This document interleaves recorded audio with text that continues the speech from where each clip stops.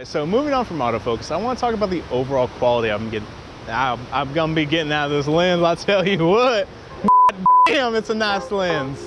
Woo!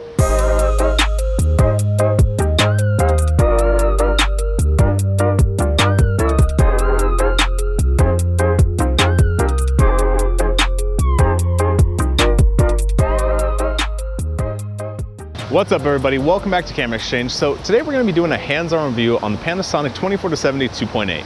And I really wanted to do this because I haven't had a whole lot of time to actually get some of the Panasonic full frame stuff out here and do a hands-on review of it. So I'm pretty excited to get started, so let's get going.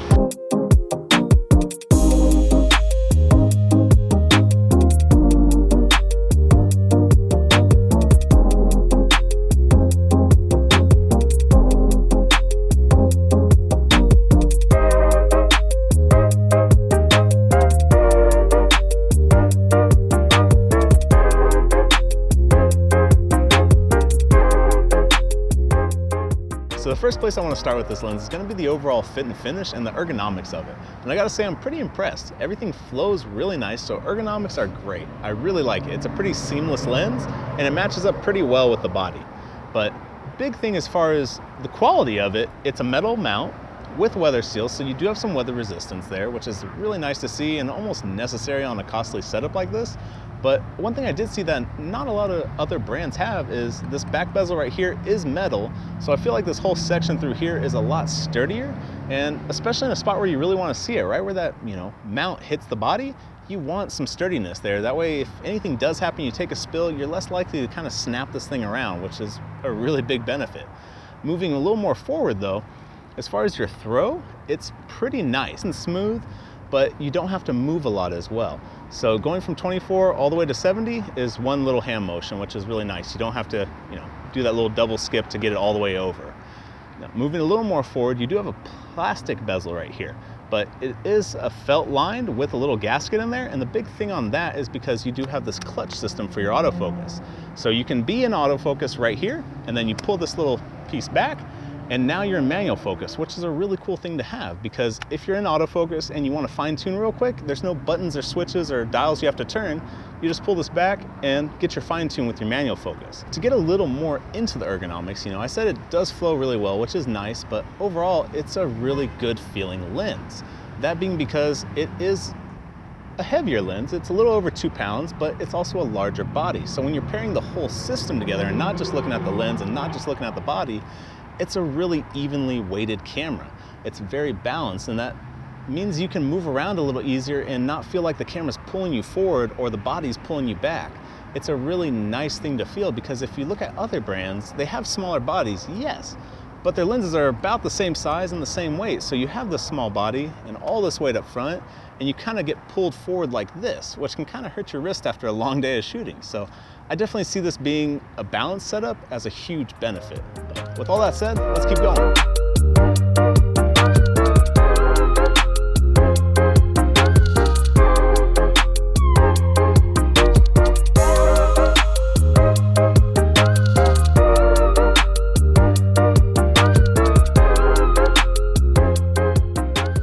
All right, so now that we just wrapped up talking about the overall ergonomics and weight of the lens, I want to go ahead and talk about what makes all that weight inside this. So starting off, you have 18 different elements in 16 different groups.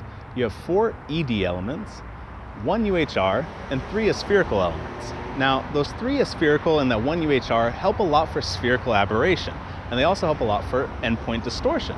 So as far as shooting at 24 at 2.8, you're gonna see a lot of help from those elements in keeping it sharp on those endpoints. Now, in testing the lens, I did notice that 24mm at 2.8, it was a little bit soft. Now, as I zoomed in all the way out to 70, it got considerably sharper. And also, when I started to bring up my aperture, so out of that 2.8 and more toward the f8 range, it got significantly sharper across the board on those endpoints. So all in all, it performed extremely well, and honestly, a lot better than I thought it might have. Now, moving out of that and going into your ED elements, those extra low dispersion elements help a lot for your chromatic aberration. And I noticed a lot of help with that, because when I was shooting shiny objects and things that were in bright sunlight, I saw little to no chromatic aberration. So I gotta say, all the stuff that Panasonic packed inside this lens is working extremely well, and it's really impressing me. The lens just keeps performing. So let's keep moving and maybe talk about some autofocus next.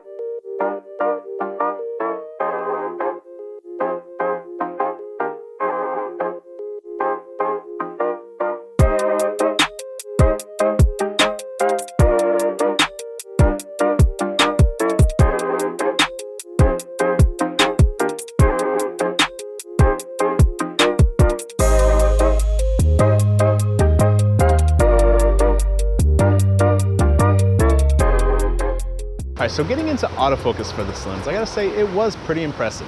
It's not the fastest on the market, but it is definitely quick. It's accurate and it is really quiet. So all of those being benefits, I gotta say the lens did an exceptional job today and I really liked shooting it. Now, outside of that, the reason it performs so well is because it uses a dual motor system. It has both linear and stepper motors in it to do just that, help produce a fast, quiet, and accurate lens. All right, so moving on from autofocus, I want to talk about the overall quality of the images. And I gotta say, they're very impressive. Yes, at 24-70, I did see a little softness on the endpoints, but that quickly went away. And honestly, that's something you see on a lot of different lenses. So it's not that big of a deal, really. And when you move more toward the 70mm, it's pretty much non-existent. So overall quality, I gotta give it to the lens. It was beautiful. It looked great. The colors were nice and it was really crisp. Moving on to my bokeh, it having 11 rounded aperture blades gives you that really smooth bokeh that a lot of people are looking for. So if you're gonna try and do some portraiture with it, it'd be really nice and you really get that nice separation of your subject and background at 70mm 2.8. So it does look really good. One thing I feel like they missed the mark on though was not putting stabilization in the lens. It's not a huge thing since the body does have stabilization, but I feel like for the price point, it should have been something that was at least thought about putting into the lens. So.